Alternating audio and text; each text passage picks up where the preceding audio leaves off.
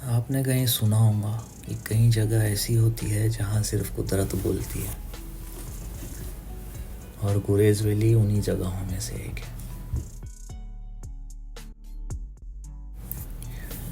ये जगह बॉर्डर पे है, एलओसी के बहुत करीब।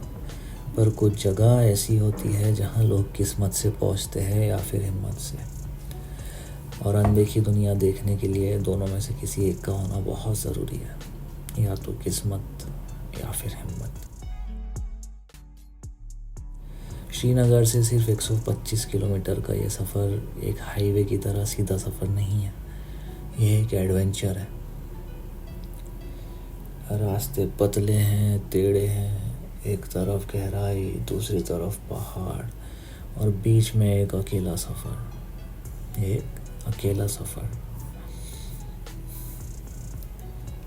राजधान पास क्रॉस करते वक्त रियलाइज़ होता है कि ये सफ़र सिर्फ एक जगह तक का नहीं, एक एहसास तक ले जा रहा है।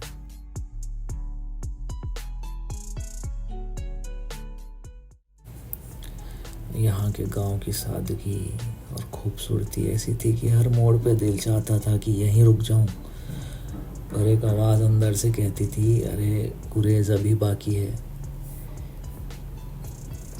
मुझे नहीं पता था कि ये जगह इतनी खास होंगी, लेकिन जैसे ही मैंने इस नदी का पहला मंजर देखा, एक अजीब सी शांति महसूस हुई। यह नदी, यह सादे ब्रिज, हर चीज़ जैसे कुछ बयां कर रही हो, अपनी कहानियां सुना रही हो।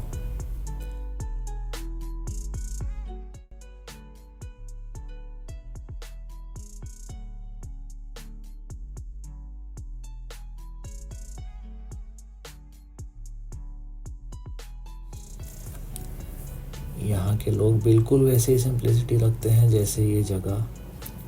ये लोग डाट कम्युनिटी से हैं जो शीना भाषा बोलते हैं।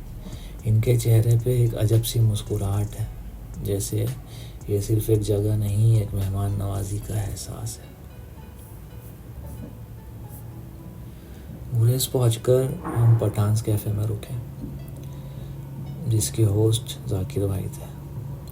2 दिन यहाँ कैंप किया हमने। पठान कैफ़े एक छोटी सी जगह है, लेकिन मेहमान नवाजी ऐसी कि दिल जीत ले।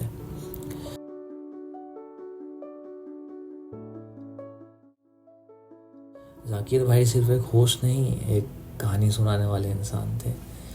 बोनफायर के आसपास हम सब बैठते थे। शीना सुरों की मिठास हवाओं में घुल रही थी, ऊपर आसमानों में तारे चमक रहे थे, और अंदर एक याद बस रही थी जो हमेशा साथ रहने वाली थी। आसमान आज इतना साफ था कि अलग लग रहा था। मिल्की वेव को पहली बार इतना साफ देखना एक अलग ही एहसास था, जैसे ये अंधेरा सिर्फ रात का नहीं, एक सुकून का अंधेरा है। मुझे याद है कि शहर की ज़िंदगी, वहाँ रात भी रोशनी से भरी होती है, और यहाँ अंधेरा भी अपनी कहानी सुना रहा था। अगर तुम कभी यहाँ आए तो एक रात सिर्फ तारे देखने में बिताना, शायद तब समझ आएगा कि सुकून सिर्फ शांति में नहीं, कभी कभी इस अकेलेपन में भी मिलता है।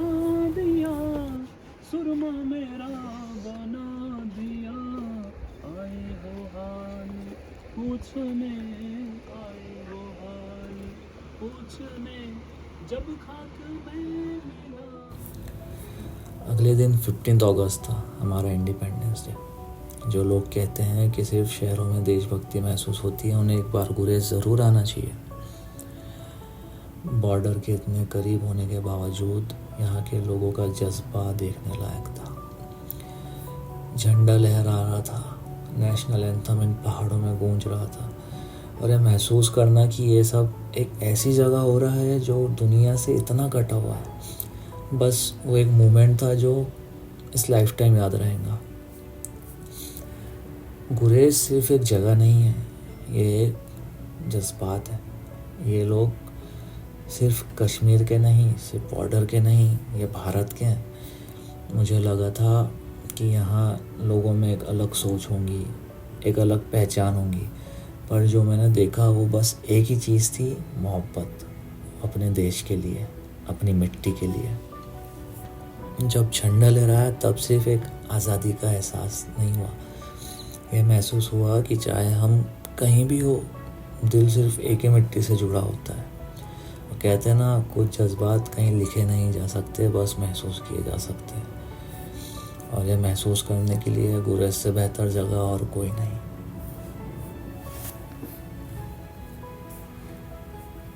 लेकिन गुरेज सिर्फ एक खूबसूरत जगह नहीं, ये एक कहानी भी है। और इस कहानी का एक सबसे खूबसूरत और दुख भरा हिस्सा है हब्बा खातून। ये कहानी शुरू होती है पंपोरे के एक छोटे से गांव से, जहाँ एक लड़की पैदा होती है। नाम रखा गया जून, मतलब चांद। जब बाकी लड़कियां घर के काम सीख रही थी, जून अकेली रहती थी, लिखना सीखती थी, शायरी लिखती थी। उसके अल्फाज कश्मीर की हवा में गुनगुनाने लगे थे, लेकिन उसकी सोच उस ज़माने से अलग थी और दुनिया अक्सर अलग चलने वालों को कभी नहीं समझती। किस्मत कभी कभी ऐसे मोड़ पर ले आती है जो हमने सोचा भी नहीं और ना हमसे सोचना होता है। एक दिन जून एक चिनार पेड़ के नीचे अपनी शायरी गा रही थी। तभी वहाँ से एक राजा गुजरा, यूसुफ शाह चक, कश्मीर का एक आखिरी स्वतंत्र सुल्तान। उसने जून की आवाज़ सुनी और उसी पल उसका दिल खो गया। वो कहते हैं, प्यार सिर्फ देखने से नहीं, सुनने से भी हो जाता है। और यूसुफ शाह के दिल में जून की आवाज़ बस चुकी थी। जून अब सिर्फ एक गांव की लड़की नहीं रही। यूसुफ शाह चक ने उसे अपना बनाया, उसका नाम बदल दिया और तब से दुनिया से हब्बा खातून कहने लगी, वो जो सबसे ज़्यादा प्यारी हो। हब्बा खातून सिर्फ एक रानी नहीं बनी, वो कश्मीर की आवाज़ बन गई। उसकी शायरी, उसकी कहानी लोगों के दिलों तक पहुंचने लगी। लेकिन हर मोहब्बत की कहानी में एक दुख ज़रूर होता है। 1579 में मुग़ल सम्राट अकबर ने यूसुफ शाह चक को गिरफ्तार कर लिया और उसे हमेशा के लिए कश्मीर से दूर कर दिया, बिहार में कैद, जहां वो दोबारा कभी अपनी ज़मीन पे कदम नहीं रख सका। हब्बा खातून के लिए ये सिर्फ एक मोहब्बत का दुख नहीं था, ये एक मुल्क के टूटने का दुख था, जिसे एक दिन पूरा कश्मीर सुनता था। अब वो अकेले इन वादियों में भटक रही थी। हब्बा खातून ने राजा को खो दिया, लेकिन उसकी आवाज़ नहीं। वो एक रानी से एक बंजारन बन गई। वक्त बीता, लेकिन उसकी शायरी हर मौसम के साथ गूंजती रही। कहते हैं, जब हवा तेज़ चलती है तो कहीं ना कहीं आज भी खातून की आवाज़ सुनाई देती है। और आज जो ये तन्हा, अकेला और खूबसूरत पहाड़ है, उसी पहाड़ का नाम रखा गया है हब्बा खातून। कहते हैं, जो मोहब्बत अधूरी रह जाए वो कहानियाँ कभी नहीं मरती। और हब्बा खातून की कहानी भी आज इन पहाड़ों में जिंदा है। मोहब्बत सिर्फ मिलने का नाम नहीं, कभी कभी मोहब्बत अधूरी होने के बाद भी अमर होती है। सफ़र सिर्फ मंजिल तक पहुंचने का नाम नहीं, कभी कभी सफ़र का हर मोड़, हर नज़ारा एक कहानी है। गुरेज में जो सुकून था वो सिर्फ यहाँ की खूबसूरती में नहीं था, वो था यहाँ की सादगी में, यहाँ के लोगों की मुस्कुराहट में और उनकी मोहब्बत में। जब मैं वापस जा रहा था तब एक अजीब सी फीलिंग थी, जैसे कुछ यहाँ छोड़ के जा रहा हूँ।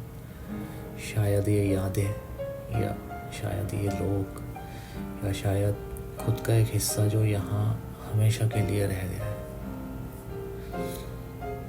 कुछ जगह सिर्फ नज़र से नहीं, दिल से देखी जाती है। और गुरेज ये सिर्फ एक सफ़र नहीं, एक एहसास है। अगर तुम्हें कभी लगे कि दुनिया बहुत तेज़ चल रही है तो एक बार गुरेज आके ज़रूर देखना। यहाँ वक्त रुक जाता है और दिल कहीं बीच रास्ते में छुप जाता है।